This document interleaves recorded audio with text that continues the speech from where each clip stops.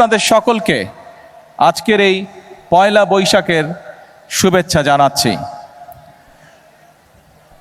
সকল উপস্থিতিবৃন্দ, এই যে পয়লা বৈশাখ আজকের এই অনুষ্ঠানটি কি, কেন পয়লা বৈশাখ কিভাবে আসলো, নিশ্চয়ই অনেকেরই আপনাদের ধারণা আছে।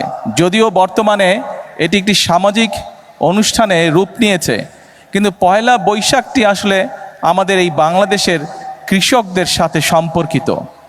এই কৃষির ক্ষেত্রে হোক, ব্যবসা বাণিজ্যের ক্ষেত্রে হোক, কৃষকরা তাদের যে হিসাবের খাতা, এই খাতাটি নতুন করে খুলতেন, সেখান থেকে এই পয়লা বৈশাখটি এসছে, এই পয়লা বৈশাখের অনুষ্ঠানটি এসছে।